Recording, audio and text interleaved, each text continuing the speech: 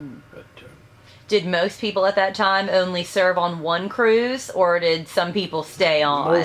most people, two cruises. The ones we had, probably half a dozen who had been in Wildcats on Guadalcanal, and they were experienced, and they were our only experienced pilots. And quite honestly, I don't think they did any better than anybody else. I think training was good, and everybody was conscientious. What type of plane did you fly? After the Hellcat, Well, tell me about the Hellcat first. the Hellcat was the one on board the Yorktown, and Yorktown and all the other Essex class carriers had the same type airplanes. The Hellcat weighed 14,000 pounds. Uh, the engine was a Pratt & Whitney 2800, 2200 horsepower. It would go 410 miles an hour.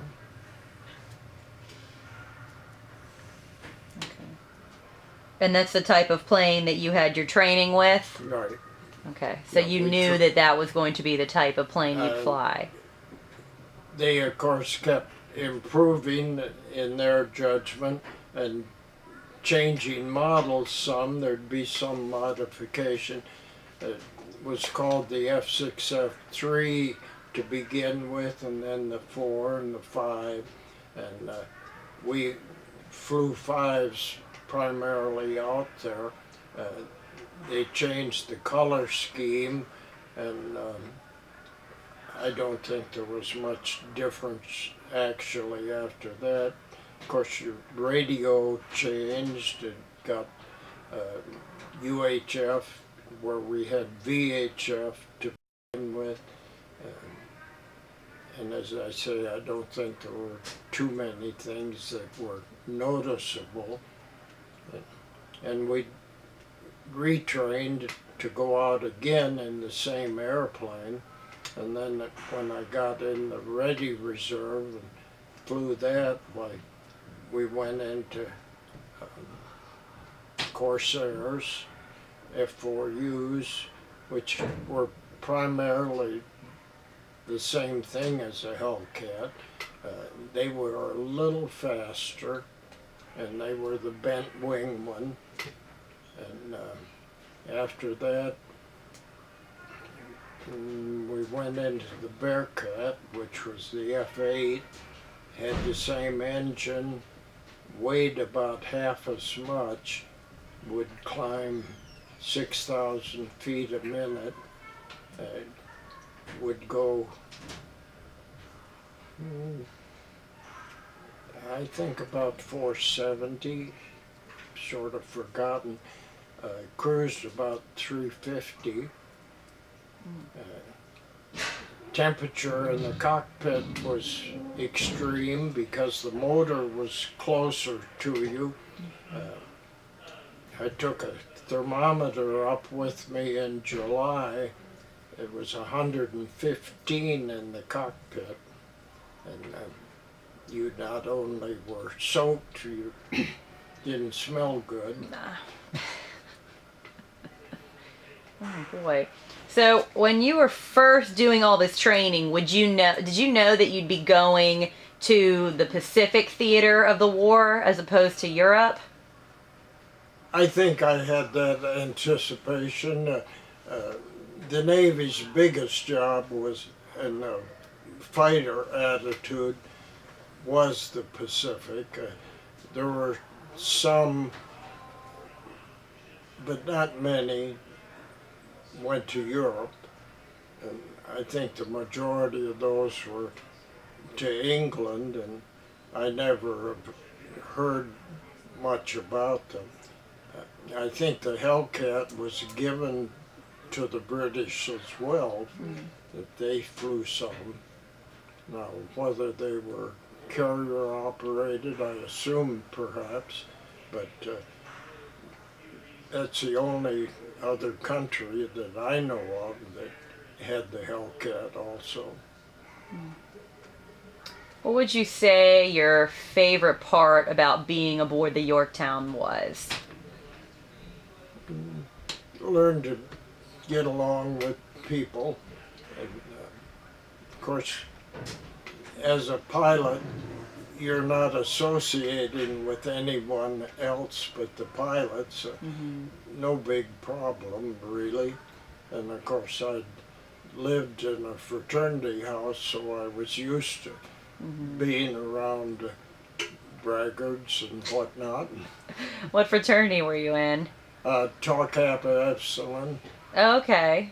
I was Alpha Chapter. Oh, okay. I You think know what Alpha Chapter? yes, I do. Yes. I was in a sorority, so I know all about that. Yeah, I married a Sigma Kappa. Okay. I was an Alpha Chi Omega. AGO. Yep, AKO. Well, I worked in a sorority house, not this one my wife came from. I worked in Alpha Gamma Delta, and there were two of us, and he was a teak also. That was our legacy, more or less. One followed another, but there were 40 girls there, and I sort of learned to like girls. Did you see any girls when you were on board the Yorktown? Absolutely not. Just in my wildest dreams. Good. That's a good answer. Did any? I don't know what it would be like today. I think it would be rather difficult to have girl pilots aboard. I'm sure there'd be a lot of respect, but I hope there'd be respect. Yeah. Did you get up to any mischief while you were on board, or you're probably too busy flying for that? Oh, you never got any landing someplace where there was any mischief to get in.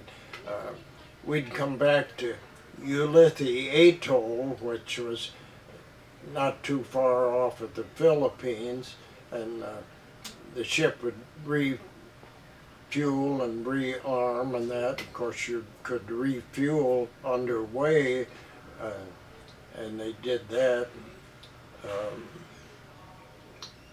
You'd get liberty to what was called Mogmog Island, and they had like a tent for a bar there, and they served beer for a couple hours and then booze for a couple hours, and then you'd probably wait an hour for a ship to take you back. But that was the only recreation. Did y'all have swimming? I was gonna ask that. So did y'all have swim calls ever? Have what? Calls for swimming? Y'all could go swimming? Yeah, you could do that from the island. And I don't remember ever doing it from the ship, tied up in the lagoon. But we'd get combat air patrol duty while the fleet was in the atoll, and if it was our airplanes that were flown to the island for the first tour, why, then we'd get the last tour also to bring our airplanes back. And I did get one duty while we were anchored in the lagoon. I don't remember the reason I got this nice job. Probably the skipper was disciplining me for something. But I got catapulted off with an airplane sitting at anchor. Oh. And talk about a jolt. A little extra charge. But I had to fly the airplane to a carrier that was going back to Hawaii, and this airplane had something wrong with it that they couldn't fix on board, and so I got the duty to ship it over there. Hmm. The skipper was always nice to me. He'd give me all sorts of duties. Were these fun duties? Oh, I think he liked me, but he liked to give me a hard time too. How often would the Yorktown dock in a port? We never did. Never. Mm. So you'd have to get supplies flown in? The only time you'd get supplies would be when you'd return for 2 or 3 days to Ulithi. As I said, you'd refuel underway, and they'd shoot the lines across and just keep going. And if we needed more airplanes, they'd have a supply carrier, and they'd take us across the same way from the carrier to a destroyer, and from the destroyer to the supply carrier to pick up airplanes to return. And you went,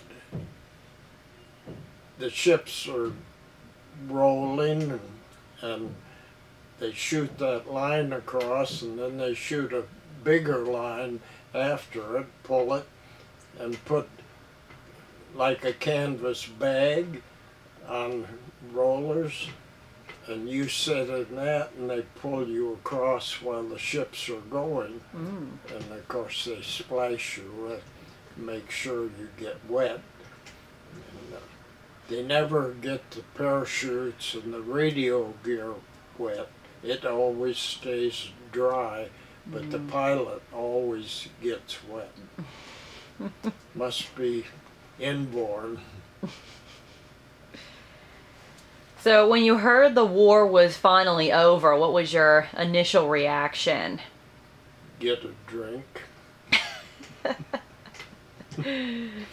I was in Norfolk, Virginia at the time. We were flying out of Oceana, and my wife and I, and of course everybody else's wife, were in the same general area.